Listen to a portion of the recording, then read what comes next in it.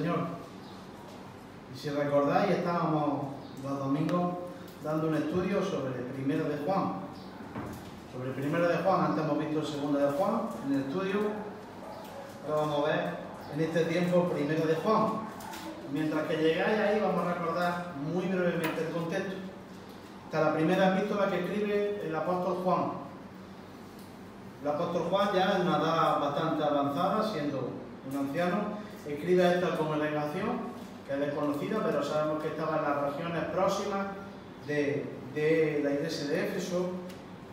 Y esta congregación estaba siendo atacada por los falsos maestros y por la apostasía, y atacaban la seguridad de los creyentes. Esta congregación estaba siendo atacada por las falsas doctrinas que hemos recordado antes del gnosticismo. ¿Recordamos? Materia, el gnosticismo dice que la materia es mala y el Cristo es bueno. Con esto atacaban a las personas de Cristo. Atacaban tanto su humanidad como su divinidad y atacaban la base del Evangelio, la persona de Cristo. Es por esto que Juan, alertado por esta situación tan tremenda que tenía esta congregación, le escribe esta primera carta con el propósito de que estos creyentes que estaban siendo atacados, dejarle claro cuál era la doctrina de Cristo, quién es el Señor Jesucristo. Y según el capítulo 5, versículo 13, si os fijáis, 1 de Juan 5:13 dice: estas cosas os he escrito a vosotros que creéis en el nombre del Hijo de Dios, para que, fijaros, sepáis que tenéis vida eterna y para que creáis en el nombre del Hijo de Dios. La palabra de Dios encontramos cómo se nos manda a examinar nuestra fe para ver si es real o no. Y este propósito tenía dos aplicaciones para nosotros. El primero, esta congregación y nosotros debíamos de examinar la fe para ver quién era cristiano y quién parecía serlo pero no lo era, aunque dijera que lo era, ¿verdad? Y con esto examinamos la fe de los demás para estar vertidos con ellos y nuestra propia fe para ver si somos cristianos al pasar las pruebas que se nos mandan en esta primera carta de Juan, o si estamos en una falsa seguridad de salvación. En los versículos del 1 al 4 vimos 5 afirmaciones de la persona de Cristo que cree todo cristiano. Es a partir del versículo 5 hasta el versículo 10 donde se nos detalla que Dios es luz, y esto tenía la idea de que Dios es luz por su santidad y por su gloria. Y decíamos también que un cristiano era aquel que tenía acciones en vez de palabras en su vida. Estas acciones demostraban su fe, no solamente lo decía con palabras. Y recordamos que había algunos que tenían palabras pero no tenían obras que demostraban esa fe. Y lo decíamos en los versículos 6, versículo 8 y versículo 10, en esa repetición de palabras de si decimos, versículo 6, si decimos, versículo 8, si decimos, versículo 10, pero su vida no evidenciaba estas palabras. Al contrario de todo esto, un cristiano vimos cómo era aquel que se arrepentía de sus pecados, que los confesaba constantemente sus pecados y que crecía en santificación, en semejanza a Cristo. Y todo esto era con el propósito de no pecar. Y en nuestra última sesión vimos que somos pecadores y vamos a pecar, pero que teníamos un divino abogado, que era el Señor Jesucristo. Y esto lo vimos en el versículo 1, la segunda parte. Si os fijáis, el capítulo 2, en el versículo 1, la segunda parte, dice: si alguno viene pecado, ¿qué? Abogado tenemos con nuestro Padre, a Jesucristo el justo. Y también vimos que Cristo era la propiciación perfecta por nuestros pecados, en el versículo 2. Y es aquí donde llegamos al versículo 3 hasta el versículo 6, donde estaremos en este tiempo, en esta mañana. Y dice así, 1 de Juan, capítulo 2, versículo del 3 al 6, dice así: y en esto sabemos que nosotros le conocemos, si guardamos sus mandamientos. El que dice, yo le conozco, y no guarda sus mandamientos, el tal es mentiroso y la verdad no está en él. Pero el que guarda su palabra, en este verdaderamente el amor de Dios se ha perfeccionado. Por esto sabemos que estamos en Él. El que dice que permanece en Él debe andar como Él anduvo. Vamos a la mano. Señor y Padre, te damos las gracias por tu palabra, Señor, un día más que tú nos permites, Señor, estar en ella, Señor, leerla, Señor, entenderla, aplicarla, Señor, en nuestra vida. Abre nuestros corazones para todo esto.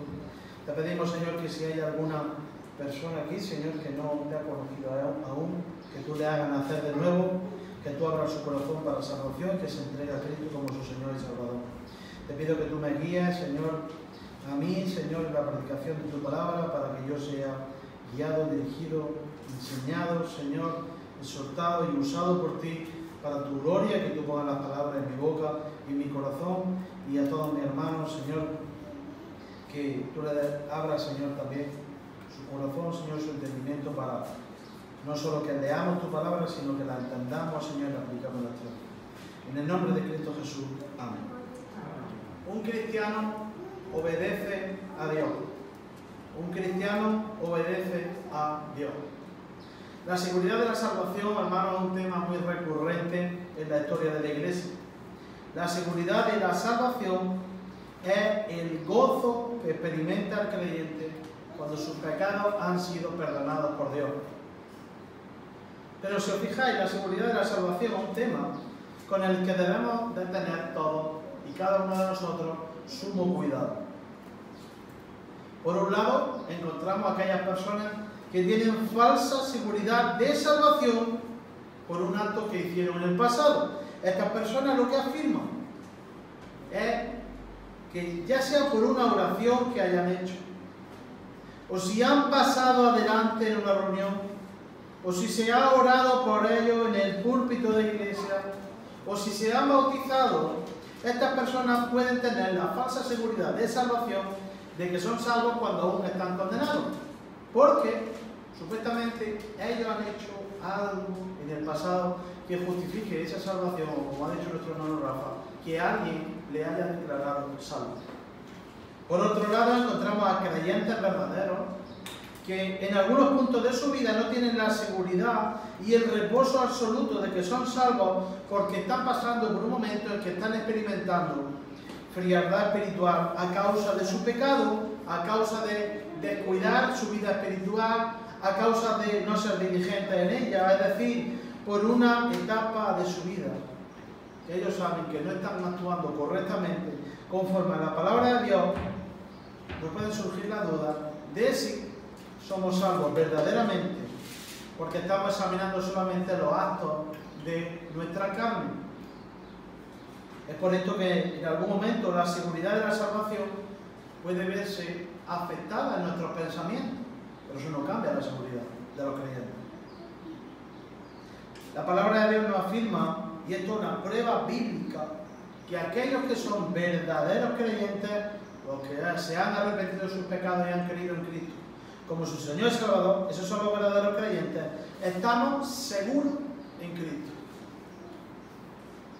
La epístola de Judas a esos creyentes que estaban siendo atacados por los falsos maestros y la apostasía, en el capítulo 1, versículo 1, dice que ellos son guardados en Jesucristo.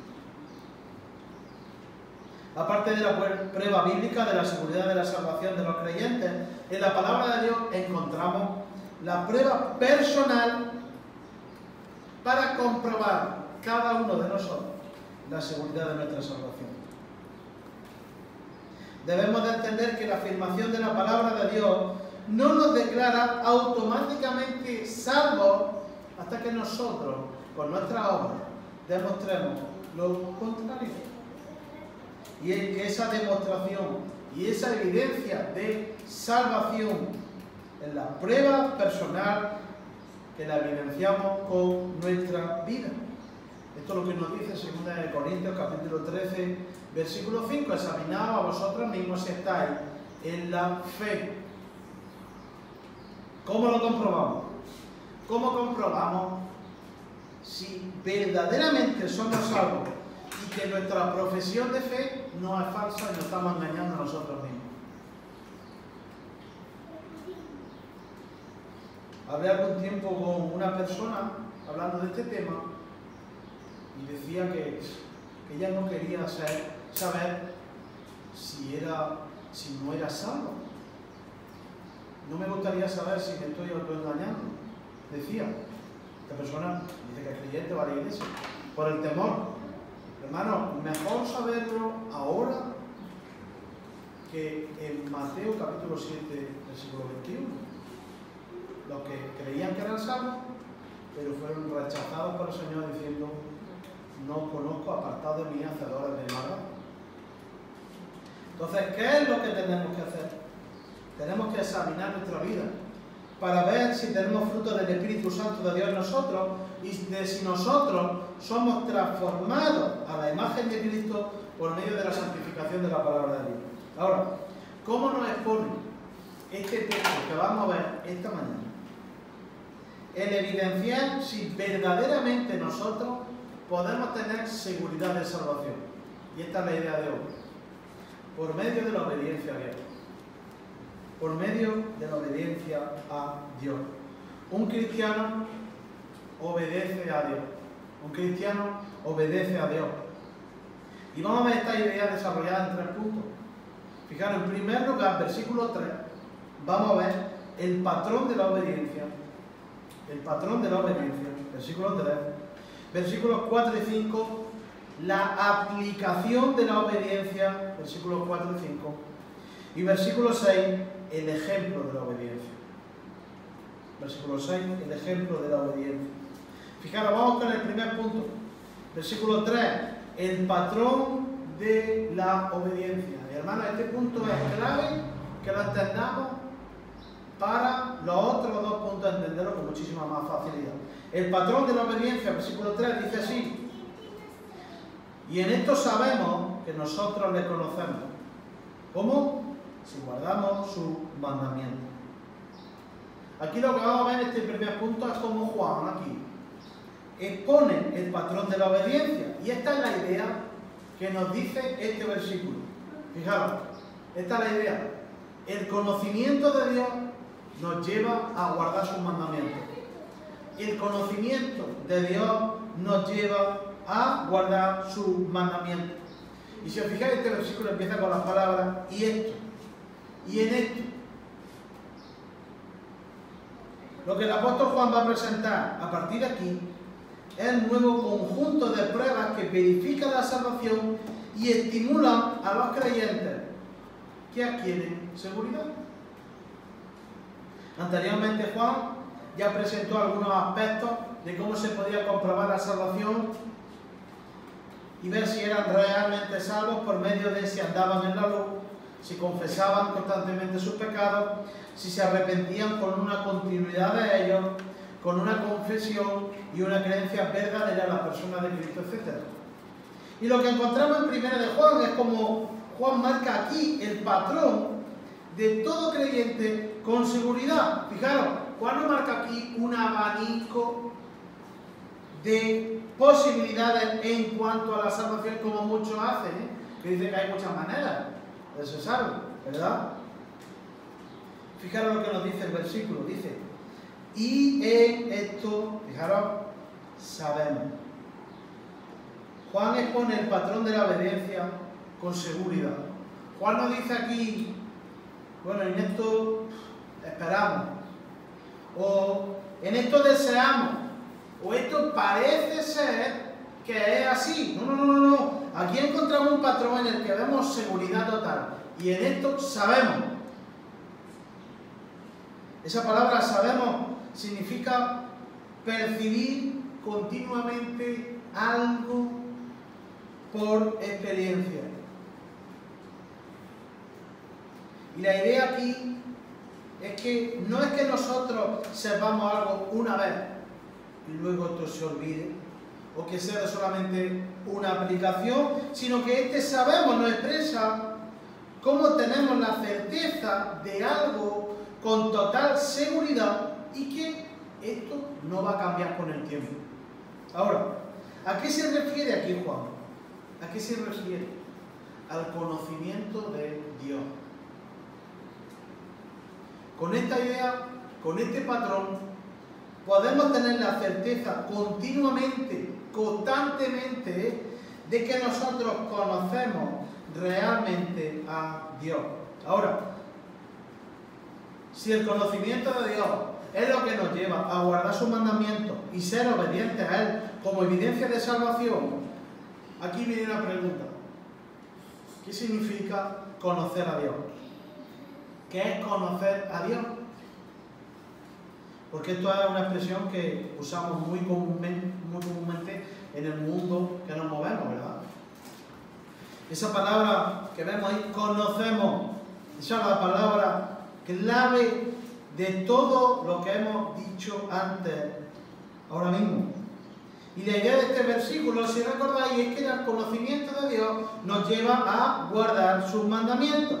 Esa palabra conocemos es un verbo que nos indica que, fijaros, algo ha sucedido en el pasado que tiene efectos continuos en el presente. Algo sucedió en el pasado que tiene efectos continuos en el presente. ¿Qué fue lo que sucedió en el pasado que tiene resultados continuos en el presente? Fijaros, el conocimiento del que Juan habla aquí no es el conocimiento de los falsos maestros de esta congregación, que estaban atacando esta congregación mediante el gnosticismo, diciendo que ellos tenían un conocimiento superior de las escrituras que estaba oculto y que le hacía ser la élite espiritual. Juan no se refiere aquí a ese conocimiento, en contraste de lo que decían estos falsos maestros. Juan se refiere aquí al conocimiento del Señor Jesucristo para la salvación. Esa fue la acción que sucedió en el pasado, que tiene resultados continuos en el presente. Y hermanos, en la palabra de Dios se nos presenta un conocimiento falso y un conocimiento verdadero del Señor. Uno falso y uno verdadero. La explicación del conocimiento falso lo encontramos, no hace falta que lo busquéis, en Tito 1:16. Muchos conoceréis este versículo. Dice, profesan conocer a Dios, pero con sus hechos lo niegan, siendo abominables y rebeldes, reprobados en cuanto a toda buena obra. ¿Recordáis, hermanos, semanas anteriores cómo recalcamos la idea de que una persona no es cristiana hasta que se demuestra lo contrario? ¿Recordáis que dijimos que en 1 de Juan, para examinar nuestra fe y la fe de los demás, lo que contaban no eran nuestras palabras? El grupo ese de personas que vimos que decía, si decimos, si decimos, si decimos, ¿qué era lo que contaban? Nuestros hechos.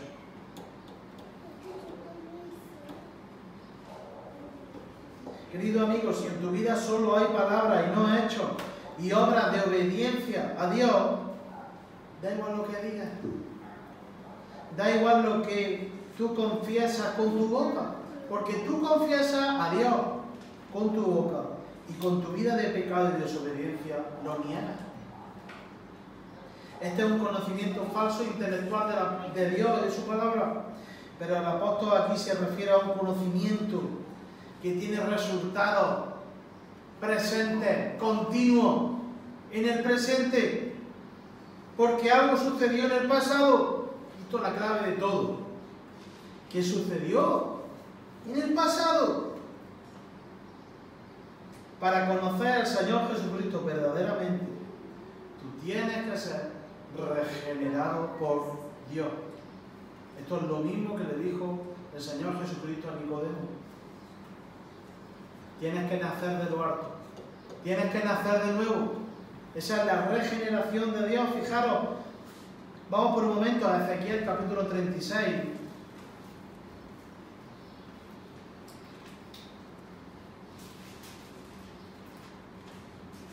Ezequiel capítulo 36, los versículos del 25 al 27. Y aquí se nos da una muy rica explicación de la regeneración. Ezequiel capítulo 36, versículos 25 al 27, dice así: esparciré sobre vosotros agua limpia, y seréis limpiados de toda vuestra inmundicia, y de todos vuestros ídolos los limpiaré. Os daré corazón nuevo y pondré espíritu nuevo dentro de vosotros y quitaré de vuestra carne el corazón de piedra y os daré un corazón de carne y pondré dentro de vosotros mi espíritu y haré que andéis en mis estatutos y guardéis mis preceptos, los pongáis por obra. Estos versículos nos explican lo que sucede cuando Dios hace nacer de nuevo a una persona. El Espíritu Santo de Dios da vida espiritualmente a aquellos que están muertos en delitos y pecados, según Efesios 2:1, y lo limpia, según el versículo 25, hace una limpieza espiritual. Según el versículo 26, le da un corazón nuevo. Y según el versículo 27, pone en nosotros su espíritu. A la regeneración de Dios a los creyentes también se le añade, según Jeremías 31:32, cómo Dios en esa regeneración da su ley a nuestra mente y la escribe en nuestro corazón. Es decir, una persona que no es creyente, después de la regeneración de Dios en él, es totalmente una nueva criatura en Cristo, con un nuevo corazón, que tiene de nuevos deseos de caminar obedeciendo al Señor en el presente. Hermano, esto es lo que sucedió en el pasado. La regeneración de Dios que todo el mundo necesita para ser salvo. Y es a partir de ese acto de la regeneración de Dios que vienen los resultados continuos en el presente. ¿Cuáles son los resultados continuos en el presente? ¿Cuál es el fruto y el resultado de esta regeneración? Según el versículo 27 de Ezequiel 36, dice, ¿cuál es el resultado? Fijaros, y haré que andéis en mi estatuto y guardéis mis preceptos y los pongáis por obra. Para resumirlo todo esto, hermano, en la regeneración de Dios, un muerto espiritual le es dada vida. Un corazón que ama el pecado es cambiado por un corazón que ama a Dios. La voluntad esclava al pecado por la libertad en Cristo. Una mente corrupta a una mente y un corazón que se le ha dado la ley de Dios. Fijaros qué diferencia. Esto es impresionante.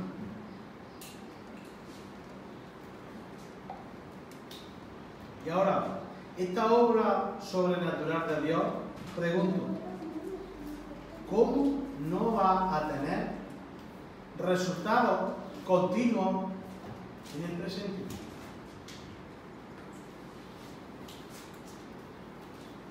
Hay infinidad de personas dentro de la llamada iglesia evangélica que dicen que se puede conocer a Dios, pero que pueden llevar su vida igual que el mundo. Esto es un conocimiento falso. Esto es un conocimiento intelectual, un conocimiento sin regeneración, un conocimiento que no tiene resultados presentes, resultados continuos. De una mayor o menor manera, más pequeños, más grandes, pero va a haber frutos y resultados visibles de hechos visibles. No va a haber solamente palabras vacías,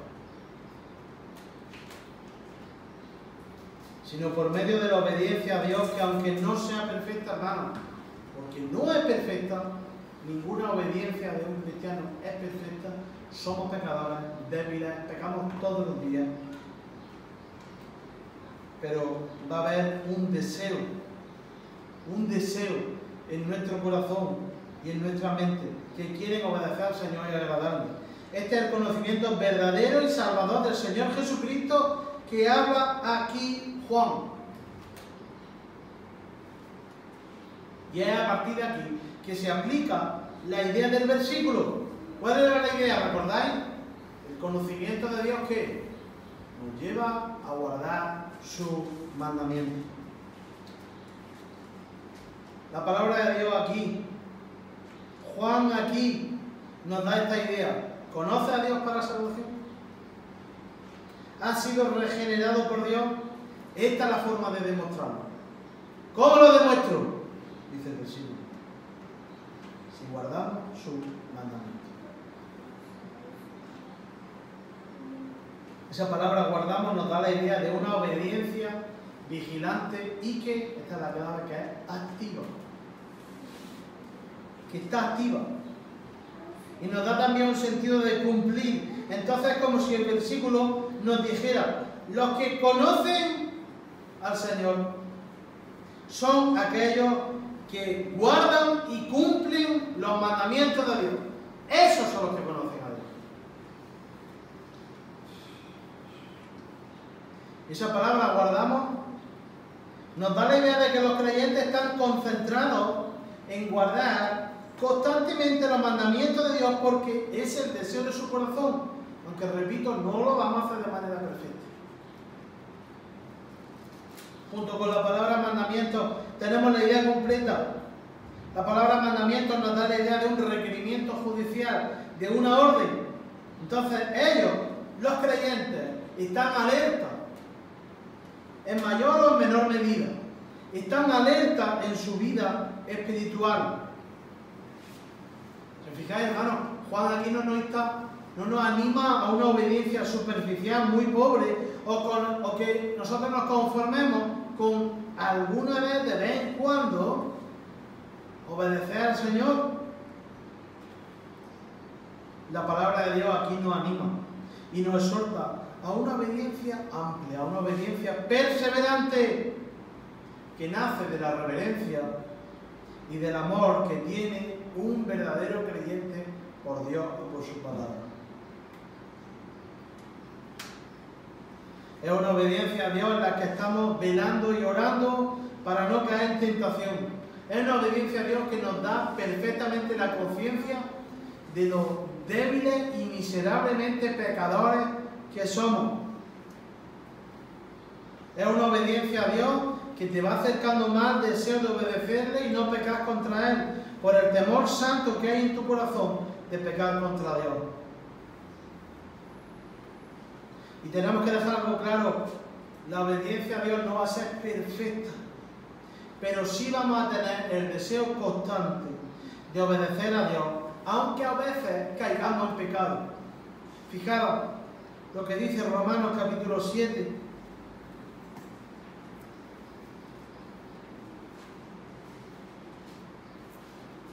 Romanos capítulo 7, versículos del 21 al 25.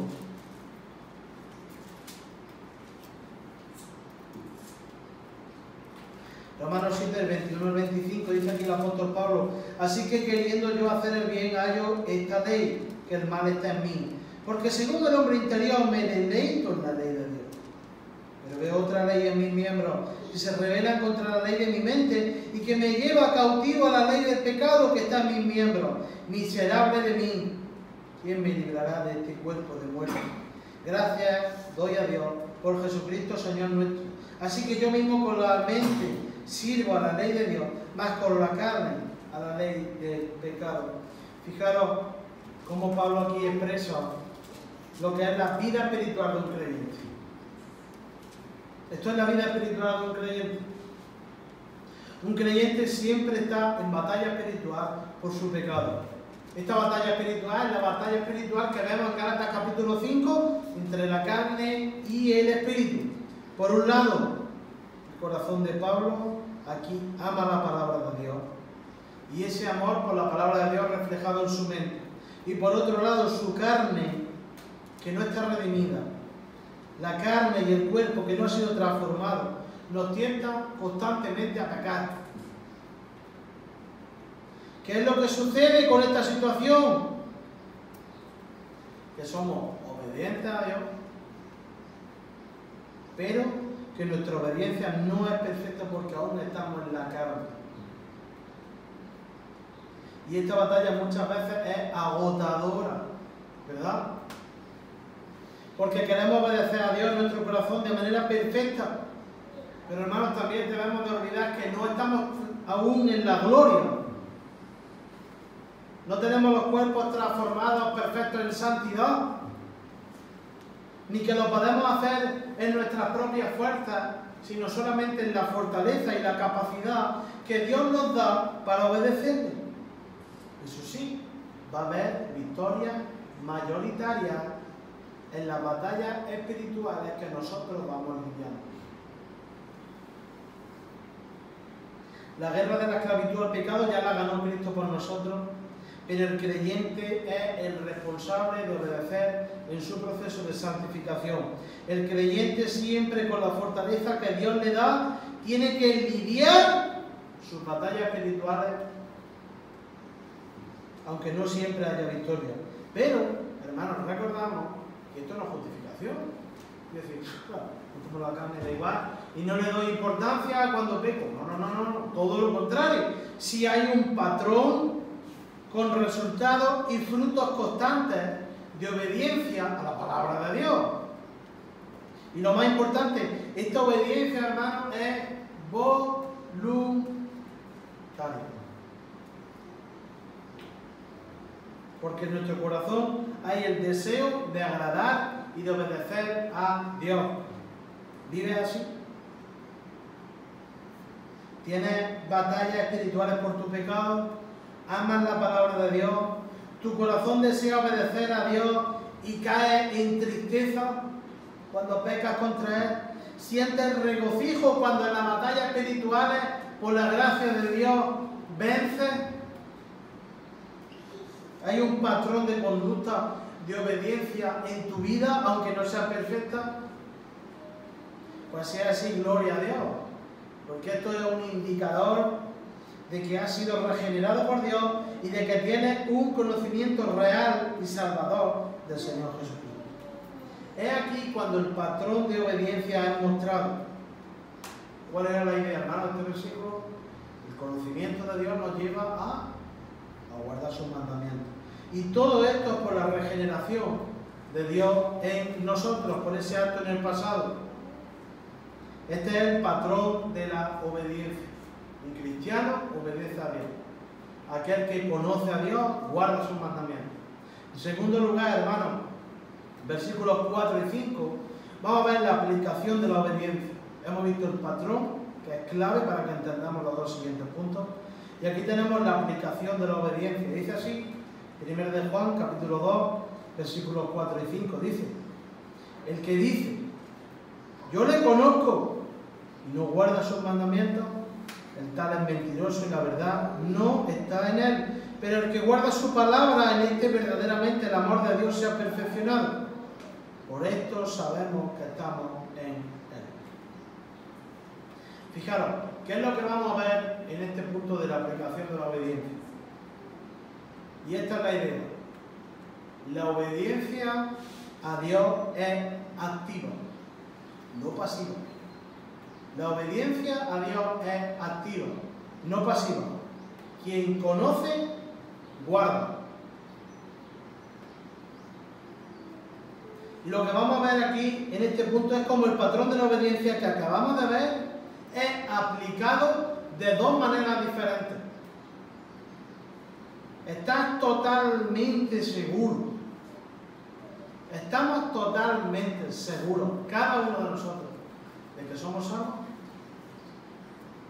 En este versículo vamos a ver la línea que separa una confesión falsa de fe en contraste con unos hechos reales de fe.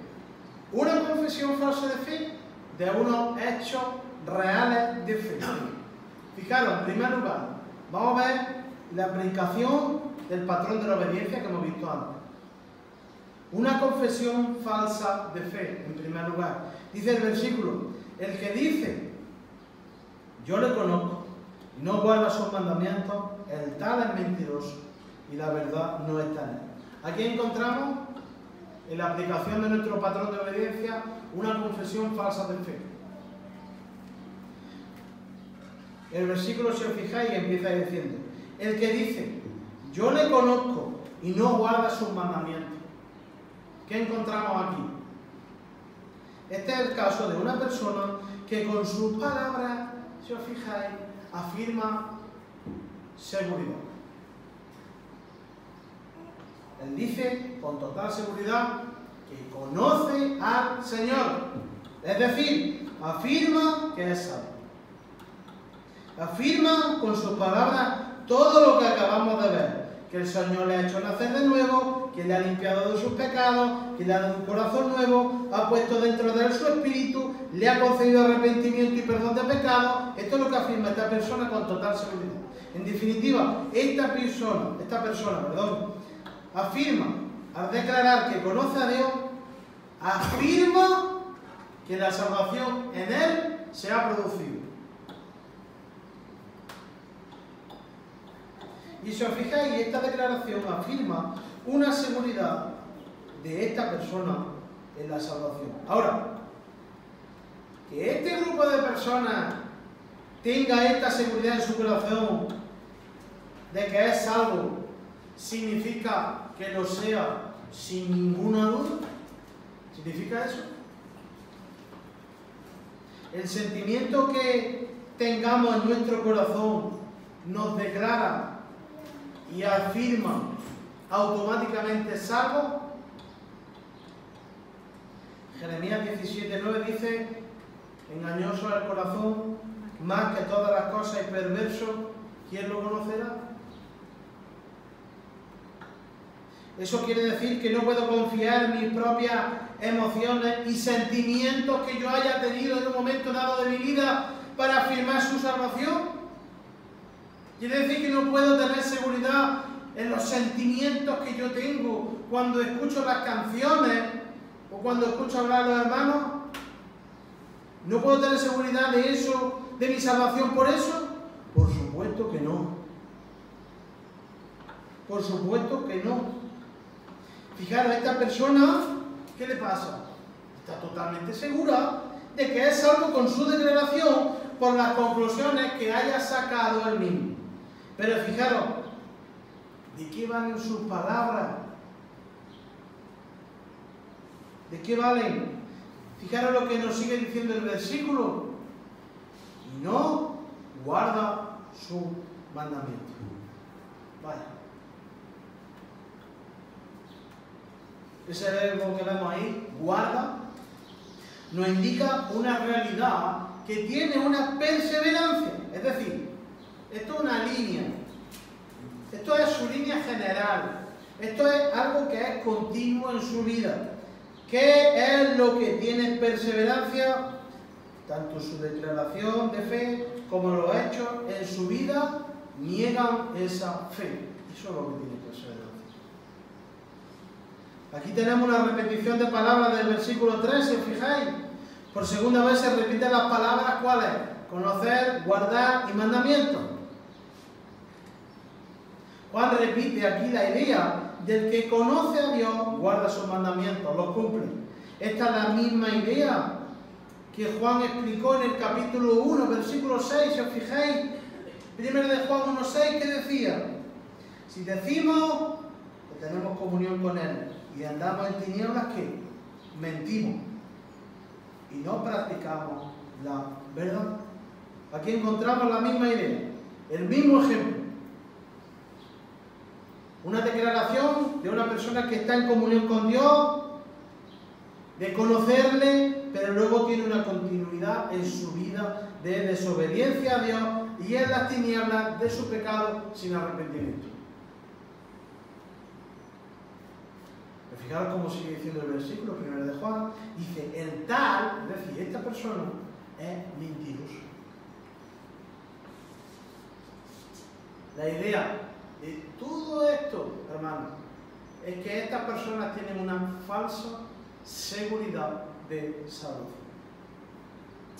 en sus pensamientos y con seguridad ellos afirman ser salvos. Pero su vida demuestra todo lo contrario. Se autoengañan a ellos mismos y dan mal testimonio del Evangelio al declarar que son salvos cuando su vida está en tinieblas, cuando tienen pecado en su vida más grande o más pequeño, pero que es visible, que es constante, que todo el mundo lo puede ver. este grupo de personas con una declaración de fe falsa, nos da la respuesta a la siguiente pregunta del texto. ¿Se puede conocer a Dios y no guardar sus mandamientos? ¿No?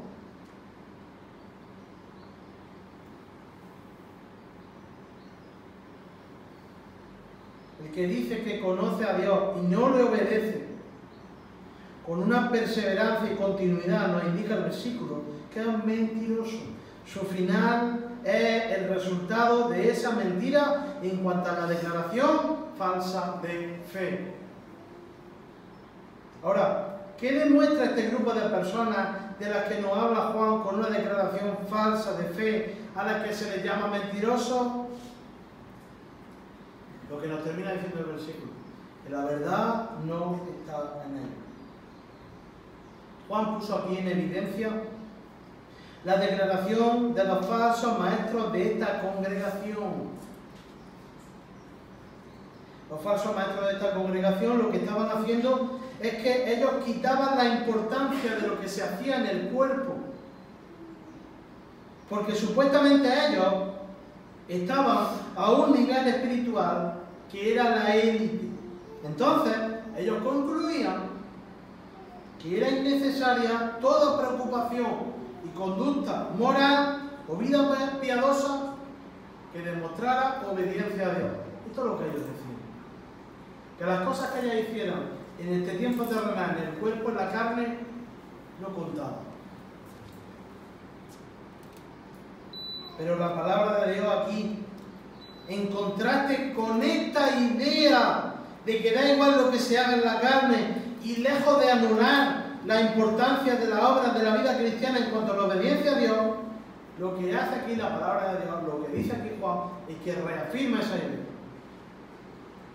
En vez de quitar la importancia, se la da. Y declara que aquellos que declaran conocer a Dios y no le dan ninguna importancia a su vida de obediencia a Dios y a su palabra, no son salvos. Porque no se han arrepentido de sus pecados y han creído en Cristo y en su palabra, que es la verdad. Recordad, hermanos, cómo era la obediencia activa. La obediencia es activa, no pasiva. Conocer a Dios no es solo unas palabras para calmar la conciencia al saber que vamos al cielo. No, quien conoce a Dios le obedece. Nunca de manera perfecta, nunca de manera perfectamente santa, porque somos débiles, pero sí hay ese patrón de obediencia en la vida de un cristiano. Hermano, en un cristiano, en su corazón, hay el deseo de obedecer a Dios, no pecar contra Él. También el deseo, y también está la tristeza de cuando pecamos contra Él y caemos en pecado. Pero eso se demuestra con la vida, no solamente con unas palabras vacías. Santiago 2, 14 y 17 dice así: hermanos míos, ¿de qué aprovechará si alguno dice que tiene fe y no tiene obra? ¿Podrá la fe salvarle? Y el versículo 17 dice: así también la fe, si no tiene obra, es muerta en sí misma. Entonces, este versículo 4, vemos una declaración de fe falsa. Pero en contraste con esto, el versículo 5 nos muestra unos hechos reales de fe. Unos hechos reales de fe. Dice así, en el versículo 5 dice: pero el que guarda su palabra, en este verdaderamente el amor de Dios se ha perfeccionado. Por esto sabemos que estamos en Él. Recordamos la idea de estos versículos, hermanos. La obediencia a Dios es activa, no es pasiva. Quien conoce, guarda. Un cristiano es obediente a Dios. Y estamos aplicando el patrón de la obediencia. Quien conoce a Dios, guarda sus mandamientos. Y fijaros cómo este versículo empieza con un contraste con la situación anterior. Dice: pero el que guarda su palabra. Fijaros aquí.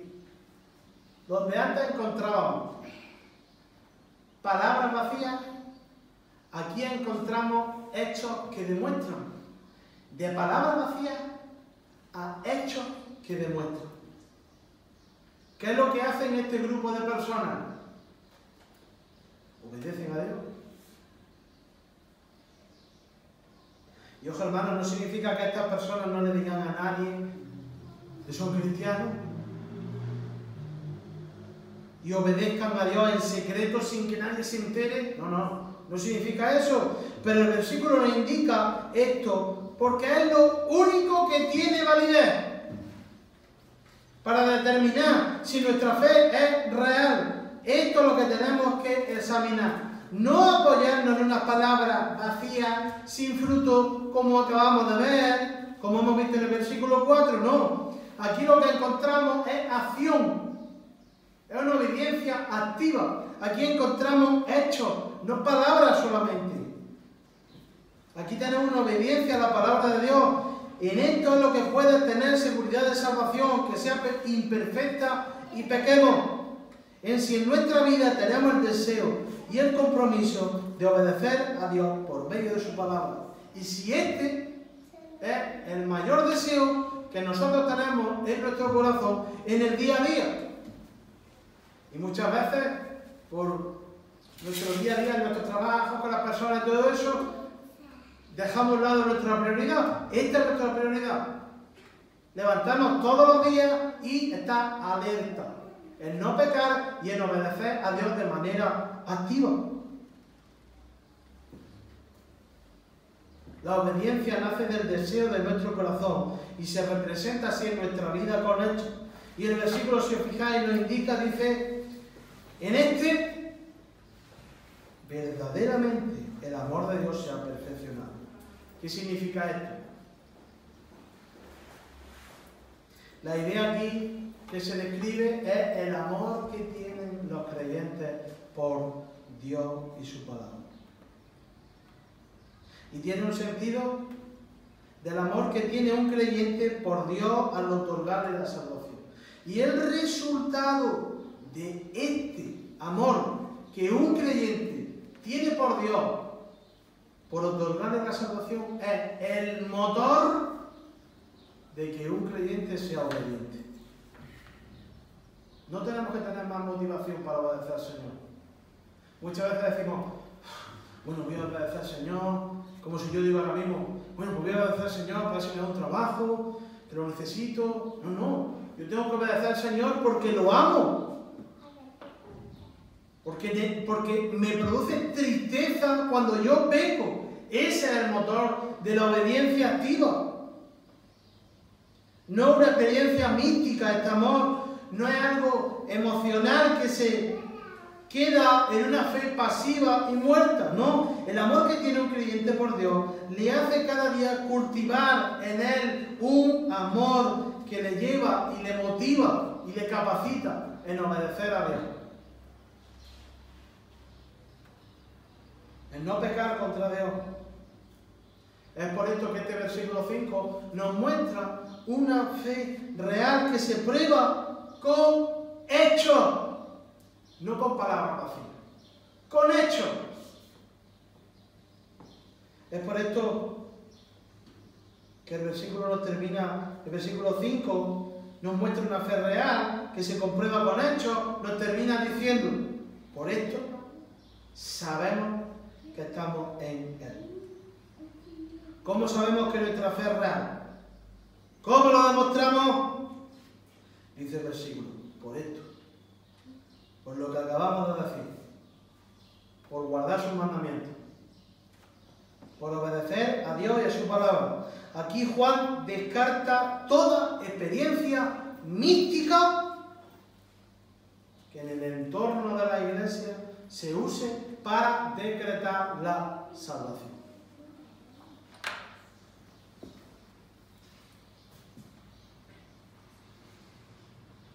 Querido hermano y amigo, ¿quieres saber si verdaderamente eres salvo?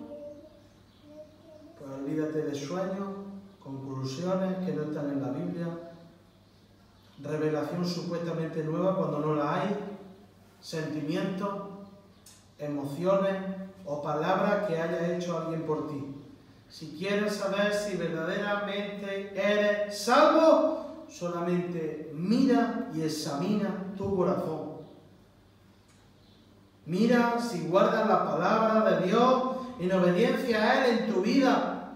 Mira si el deseo de tu corazón, por el amor que tienes por Dios, te hace tener deseo irrefrenable de obedecerlo. Y que esto se representa con hechos en tu vida. Estos son los hechos reales de fe, en contraste con una confesión falsa. La obediencia a Dios es activa, no es pasiva. Quien conoce a Dios, guarda su palabra. Y en tercer y último lugar, hermano, y este punto es un poco más breve, hemos visto el patrón de la obediencia, la aplicación de la obediencia, en el versículo 4 y 5, y en último lugar, el ejemplo de la obediencia. El ejemplo de la obediencia. Dice así, versículo 6. El que dice que permanece en él, fíjate, debe andar como él anduvo. Hermano, esto nos va a poner un estándar que no vamos a llegar ni... Vamos, en toda nuestra vida no llegaríamos ni a lo que debemos de ser. Pero la idea que encontramos en este versículo es la siguiente. Un cristiano desea ser como Cristo. Un cristiano desea ser como Cristo. El versículo, si os fijáis, empieza diciendo, el que dice que permanece en Él. Ahora, quiero que observéis las palabras en Él. Estas palabras en Él las encontramos repetidas en el versículo 5. Por esto sabemos que estamos en Él. Y aquí, versículo 6. El que dice que permanece en Él. Estar en Cristo. Recordamos que se refería a aquellas personas que habían sido regeneradas. Estar en Cristo tiene, los que han sido regenerados tienen vida en Cristo. Tienen vida juntamente con Cristo en el mismo momento de su salvación y hasta que esté en la gloria. Pero aquí se nos indica que aquel que permanece en Él, es decir, aquel que permanece en Cristo. Entonces, si estar en Cristo se refiere cuando eres salvado por Dios, ¿qué significa permanecer en Cristo? Esa palabra permanecer significa mantenerse en Él. Y no se trata de una unión temporal y superficial que se puede perder, sino de una unión permanente, una unión profunda con Cristo que no tiene fin. Aquel que permanece en Cristo es aquel que tiene una vida perseverante y creciente con frutos de obediencia a Dios. Es el que permanece en Cristo. Esto es lo que caracteriza a aquellos que dicen estar y permanecer en Cristo. Esto es lo que lo caracteriza. Tener una vida perseverante y creciente con frutos de obediencia a Dios por el deseo de tu corazón. Pero si os fijáis en este versículo encontramos el ejemplo de obediencia de todo cristiano. Dice así, el que dice que permanece en Él, y aquí viene el ejemplo, debe andar como Él anduvo.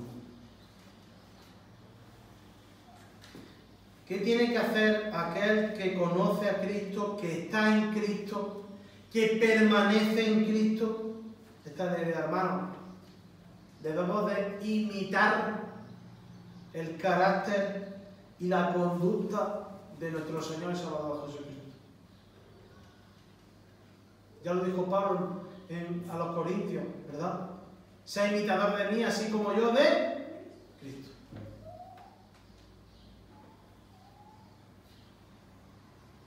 Si os fijáis, esa palabra que vemos ahí, ese verbo, andar, nos expresa cómo debe ser nuestra conducta diaria, como creyentes que conocemos, estamos y permanecemos en Cristo. Recordad cómo vivió el Señor Jesucristo, ¿verdad? Vivió de manera perfecta. Vivió de una manera perfectamente santa. Fue tentado en todo, dice Hebreos 14, pero sin pecado. Y siendo siempre que, Filipenses 2, ¿verdad? Siempre obediente al Padre, incluso hasta la muerte. Este es el ejemplo que debemos de imitar. Nuestra obediencia no es ni será perfecta como fuera del Señor, porque Él es Dios, Él es santo, nosotros pecadores necesitamos de su gracia. No va a ser perfecta como fuera del Señor, pero Él lo que hizo fue establecer el camino que debemos de imitar, el camino que debe de ser predominante en nuestra vida. Y os digo algo, esto va a ser inevitable. Esto va a ser inevitable en un cristiano. Juan nos dice aquí, si vives esta vida, te convertirás en cristiano. No, Juan no dice eso. En lugar de eso dice, si eres cristiano, así es como has de vivir. Si tienes vida en Cristo, esto se va a manifestar forzosamente en tu vida, porque algo sucedió en el pasado que tiene resultados continuos en el presente, porque has sido regenerado por Dios, porque eres una nueva criatura en Cristo y vas a tener deseo en tu corazón de obedecer a Dios y de no pecar contra Él. Y esto, aunque no sea de manera perfecta, pero va a ser el patrón que marca tu vida con hechos, no con palabras vacías, con hechos de obediencia a Dios, aunque no sea perfecta. No se puede conocer a Dios sin guardar sus mandamientos. No se puede estar en Cristo sin obedecer su palabra. No se puede permanecer en Cristo sin imitar su caminar en obediencia al Padre y en santidad.